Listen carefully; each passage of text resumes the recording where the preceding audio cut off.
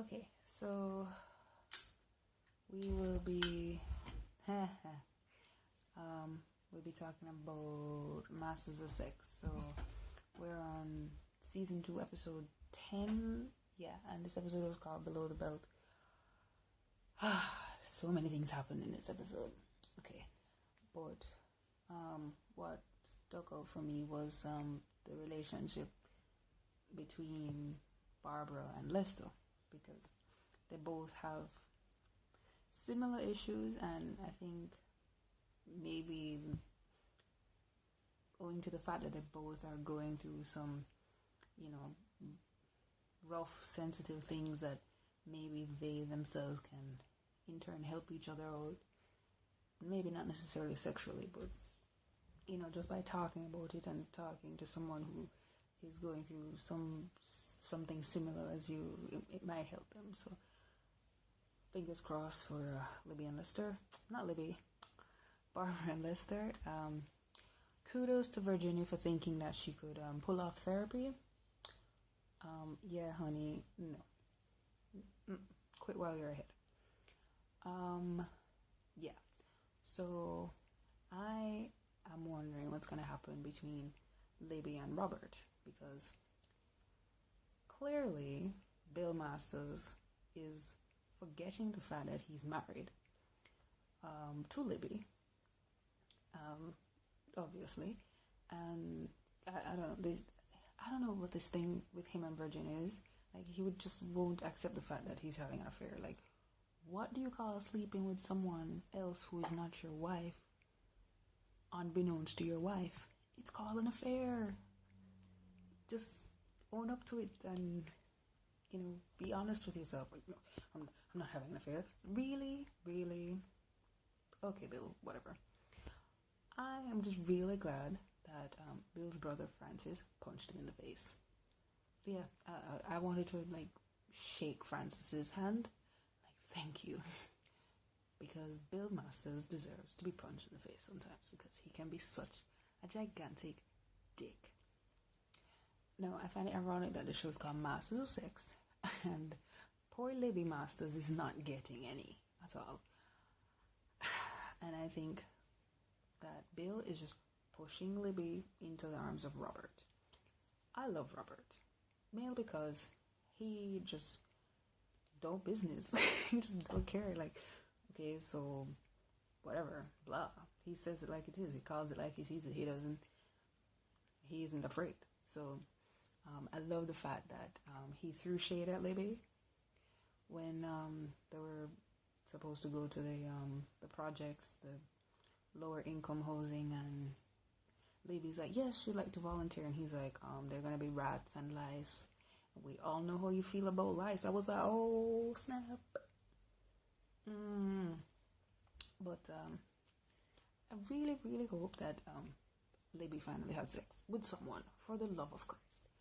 The show's called Masters of Sex, and Libby is just not getting any sex. That's not fair. Her husband is being seduced. I thought I was watching 50 Shades of Masters, the way Virginia and Bill were acting in this episode. So if anybody deserves to have sex, it's Libby. And I hope she has sex with Robert, because he fine. He looks good. You go, Libby. You get you some sex. Okay, so last but not least, for tonight's discussion, we have The Strain. Yes. Season 1? Yeah, episode 10. It's called The Loved Ones. Yeah. First of all, I love The Strain. I was never apprehensive about The Strain. I saw it advertised. I don't even remember where I saw it advertised, and I was like, this looks interesting. I'm gonna watch this, But I thought it was like a virus, like a plague, something called The Strain. You're thinking a virus strain. So I started watching, and I realized, it was vampires. And I was like, as a true blood, I was like a little apprehensive about taking on another vampire TV show. I am so glad I didn't listen to that stupid voice in the back of my head, because, okay, you have True Blood vampires, which are, Eric Northman, who is gorgeous, and then you have Strain vampires, which look like something that crawled out of your nightmares. Oh my god, they're horrific and disgusting and absolutely brilliant. I love Guillermo del Toro, Chuck Hogan. Y'all do a bloody fantastic job. Like, each episode of The Strain is like watching a small movie. I love it. Like, I keep hoping, every time I watch an episode of The Strain, I'm like, and it ends, I'm like, no, but, and then I'm like, right, but there's more next week. Yes. So, this week, I think Ephraim, may be 95% positive that his ex-wife is either dead or has turned. Is it kind of her fault? I mean, I'm not casting blame. I'm just saying, if your ex-husband works for the CDC and he runs to you knowing that he's gonna get arrested, all that shit, all that stuff, runs to you and warns you and tells you, take our son, leave, get out of the city, something bad is going to happen. Why wouldn't you listen? Like, why? Oh well, ish happens. So hopefully, hopefully when the time comes, if he ever sees his ex-wife again, and we all know that she's gone, he can do what needs to be done. He's gonna have to kill her. Yeah. So, and then I commend Dutch for trying to correct the error of her ways. But if somebody pays you to shut down the internet, obviously their plans are nefarious. Like, there is no good, joyous reason to want to shut down the internet and shut down mobile services or anything. Only evil, villainy things can happen when that occurs. Like, only villains want things like that done. Nobody good ever wants no information to be disseminated. So I commend Dutch for trying to correct her error, but is it a little too late? Probably, because the virus is running rampant and nobody is getting any form of information right now. I don't know. And let's see.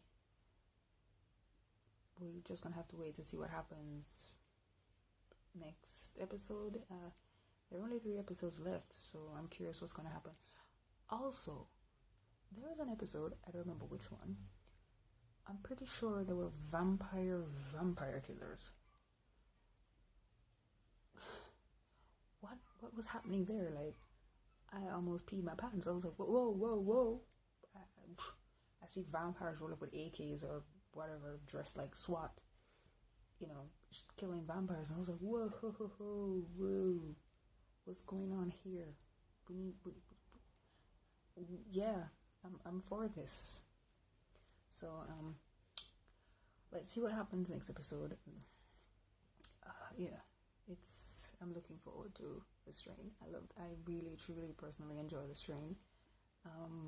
If vampires and weirdness and horror and creepy things are your thing, tune into The Strain. I guarantee you won't be disappointed. Yes, it's a vampire show, but it's not like a vampire show like True Blood or Vampire Diaries or the others. Nah, like, they're pretty in comparison to these vampires. They're just all types of ugly with a side of creepy. So, bye for now.